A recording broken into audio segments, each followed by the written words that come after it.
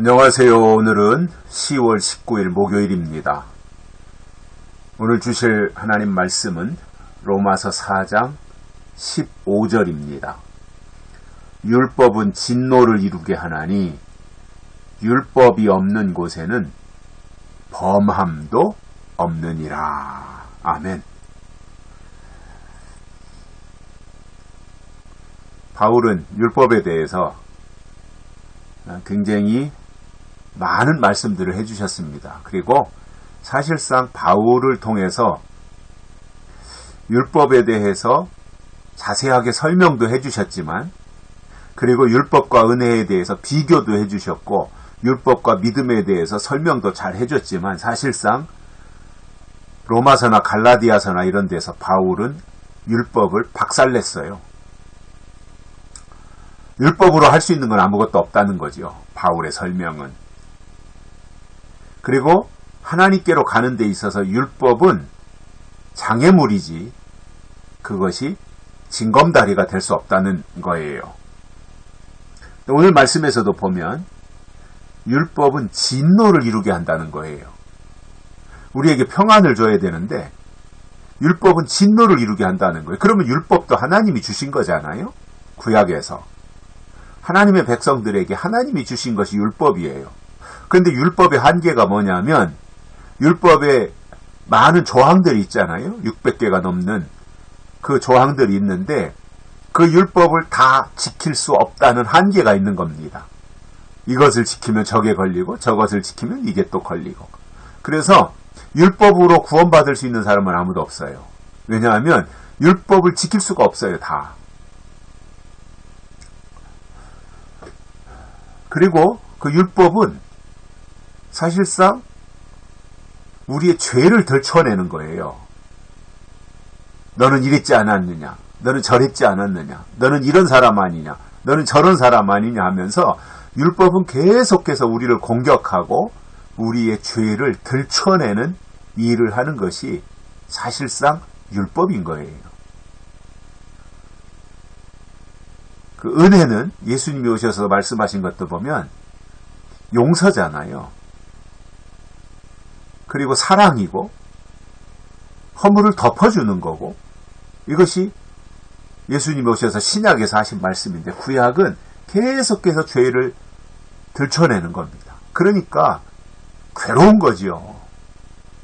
거기에서 벗어나야 되는데 계속해서 죄를 들춰내고 죄를 가지고 발목을 잡고 하니까 얼마나 괴로운 거예요. 그렇기 때문에 율법은 진노를 이루게 합니다. 그러나 이 율법이 진노를 이루게 하는 것이기 때문에 사실상 율법이 없으면 범함도 없어요. 즉 율법이 없으면 죄도 없는 거예요.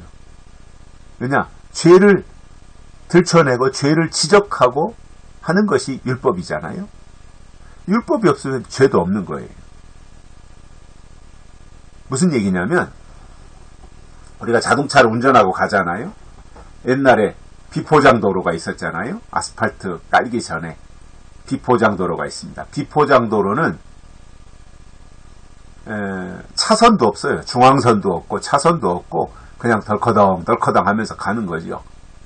그러니까 차선이 없고 중앙선이 없기 때문에 차선 위반, 중앙선 침범 이런 게 없는 거예요. 그냥 가는 거예요. 자기가 피해가면서 오른쪽으로 갔다가 왼쪽으로 갔다가 하면서 접촉사고만 나지 않게 가면 되는 거예요. 위반할 게 없어요. 왜냐? 차선이 없는데, 중앙선이 없는데 무슨 교통 위반이 일어나겠습니까? 그러나 똑같은 그 도로에 어느 날 이제 아스팔트가 깔리고 도로가 포장되고 거기에 이제 노란 선으로 중앙선이 생기고 차선이 생기고 그러면 그때부터는 차선을 지켜야 될 의무가 생기고 법이 생기는 거예요. 그래서 그것이 없을 때는 죄도 없었는데 교통법규 위반이라고 하는 죄도 없었는데 차선 위반이라고 하는 죄도 없었는데 도로가 포장되고 거기에 차선을 도색하고 나서부터는 교통법규가 적용이 되고 차선 위반, 중앙선 침범,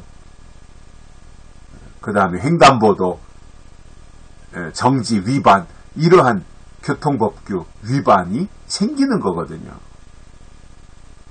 그러니까 교통법규가 생기면서 교통법규 위반하는 거지요.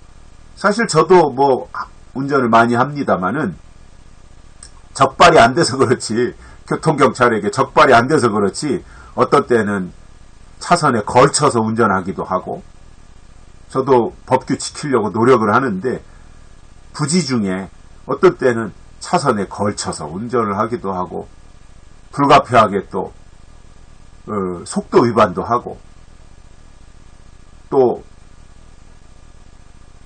그 교통 정지선 넘어가기도 하고, 비보호 좌회전 지켜야 되는데 그냥 할 때도 있고, 그럼 그때마다 내가 위반했구나 이런 생각을 하거든요. 근데 이제 다만 걸리지 않은 거죠, 다행히. 그러다 한 번씩 걸리면 이제 과태료를 내야 되는 거고요.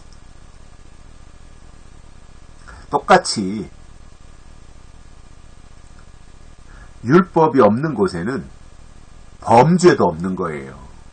율법이 생기니까 그때부터 그 법을 지켜야 되는 의무가 생긴 거지요. 그러나 율법이 있기 전에는 죄도 없는 거예요. 왜냐? 그 지켜야 될 의무가 없는 거예요. 그냥 행하면 되는 거죠. 살아가면 되는 거지요.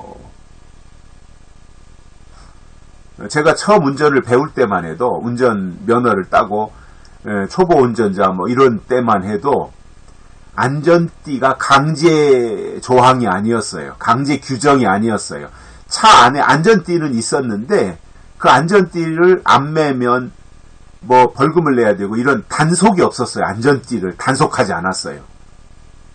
그러다 어느 날 이제 자꾸 교통사고가 나고 접촉사고가 생기고, 그러다 보니까 이제 안전벨트를 단속하기 시작한 거예요. 그러니까 그것이 강제조항으로 생기기 전에는 안전벨트 안 매는 것이 아무런 문제가 되지 않았단 말이에요. 그런데 안전벨트가 강화되면서부터는 안전벨트를 안 매면, 안 맨 것이 이제 교통경찰에게 적발이 되어지면 벌금을 내야 되는 거잖아요. 범죄자가 되는 거죠. 똑같은 이치예요. 율법이 오기 전에는 죄도 없었단 말입니다. 그러나 율법이 오고 나서 죄가 생기는 거죠. 법이 생겼으니까. 그런 의미에서 아유, 죄송합니다. 우리가 율법적인 신앙생활을 할 것이 아니라 은혜 앞에 나가서 믿음으로 신앙생활을 이어가는 것이 하나님 앞에 바람직한 것이고 떳떳한 것이 아니겠는가. 우리는 믿음으로 의롭게 되지 율법으로 되는 것이 절대로 아니라고 하는 것입니다. 이러한 내용들을 바울이 우리에게 강조하고 설명하고 있는 이러한 내용들을 우리가 보면서 우리가 더욱더 은혜 앞에 나아가고 믿음으로 하나님을 향해서 나아가는 그러한 성숙한, 지금보다도 더 성숙한, 그래서 앞으로는 진리를 통해서 하나님 앞에 설 수 있는 그러한 단계까지 나아갈 수 있기를 바랍니다. 여기까지 하겠습니다. 고맙습니다.